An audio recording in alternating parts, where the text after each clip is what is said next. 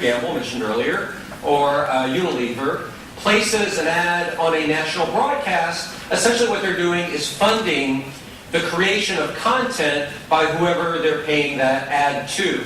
So if it's a national network, that national network can at least siphon some of that money to supplement media content creation. Again, it wasn't the advertiser's purpose to do that, but in the default, that's kind of what ended up happening.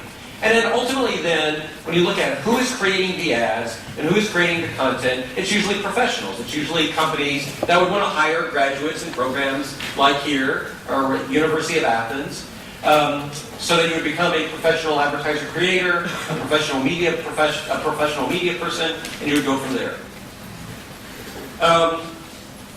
What you also have in the new media model is a completely different philosophy, right?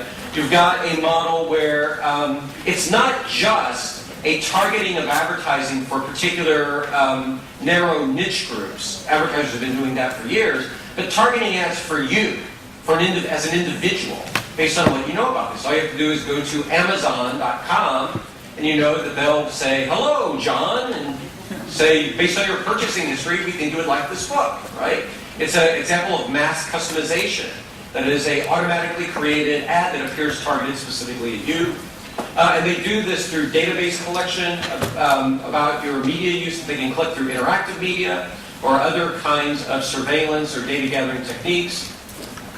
That online promotion and marketing is based on the blurring of marketing and media, so that, in fact, ads are connected to content and even purchasing, right? E-commerce is something that's available on the internet. You can purchase through your smartphone or through your web browsing while you're reading the media, while that media is next to an ad. There's a mixing of forms that traditionally were separate. That because of this, what you tend to find in online media are not just these contained promotional forms we were talking about before, but hybrid forms like advergaming, or very long-form commercials that maybe even 5 or 10 minutes long, maybe even longer. You can find on the internet. Because on the internet, the amount of time you use for an ad is insignificant. It doesn't cost you more to put a 5-minute ad on your website than to put a 30-second ad on your website. Very different from traditional media.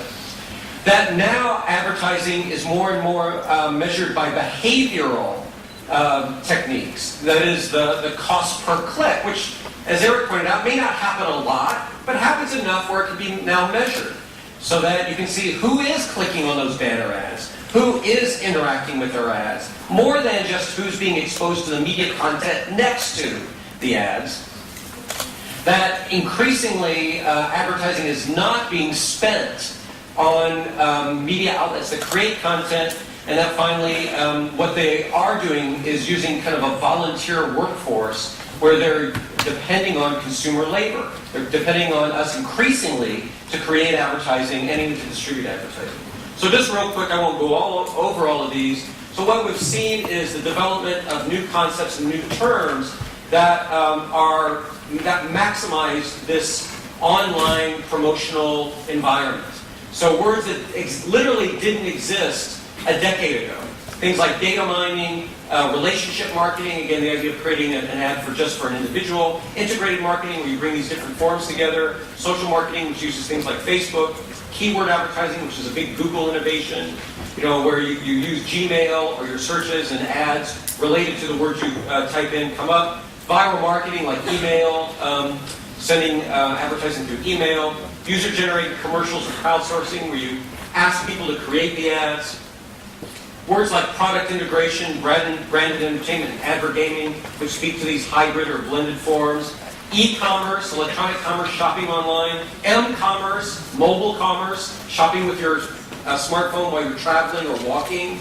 And then things like brand-based apps on Facebook or smartphones, which are designed to promote a product. So just real quickly, let me go through an extended example, and admittedly a successful example. Again, Eric's caution about that not all advertising efforts using this sort of media work very well. It has to be the right kind of blend, but increasingly, I would argue, marketers are figuring out this right kind of blend.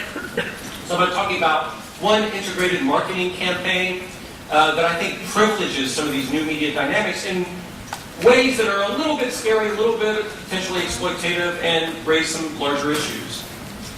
So specifically, this was a campaign that appeared just last month in the United States for TGI Fridays. My understanding is there is an Athens franchise of TGI Fridays, right? It's also a big European chain. It's throughout London. And in this case, what TGI Fridays did was create an advertising character, a character that appears in TGI Fridays commercials called Woody. And Woody had a Facebook page that you could fan. And what Woody said in his commercials is that if you got 500,000, that if he got 500,000 people, 500,000 people to fan him, they would all get a free hamburger. They would all get a free Jack Daniels burger, right? And the campaign was so successful, they had to boost it to 1 million, right? They had 500,000 people well before the campaign ended, so they were panicked by their success. And so they created a Woody Facebook page, which connected to the regular TGI Fridays Facebook page. You see at the bottom there is Woody, that was on the generic TGI Fridays Facebook page. They used Twitter to spread the word about the Woody campaign and TGI Fridays generally. This is a Twitter, TGI Fridays Twitter page. They used YouTube, where you can see the TGI Fridays television commercial on YouTube, and that other fans posted their versions of Woody video in addition to what the commercial entity did. Then, of course, there's also traditional websites. So TGI Fridays has its own website that promoted Woody at the bottom there. And this is in addition to the banner ads that TGI Fridays created for the campaign. But they also used traditional media, although not as much as they might have in the past. So there were traditional television spots. So this is a screen capture from a TV ad that I got while watching a football game in the United States that advertised the Facebook page. They also, of course, used press releases to try to influence media coverage of this, and they got a few hits from this. So there would be press releases that would be sent to newspapers and television stations, as well as that were placed on their own website. That's what at the bottom was. They would create special events where Woody, an actor, of course, but who's playing a character, right? Woody's not a real person. Would show up at various TGI Fridays, especially high-profile ones, like one in LA. So they're using the events calendar to create Woody events. So people can go up and meet Woody, right?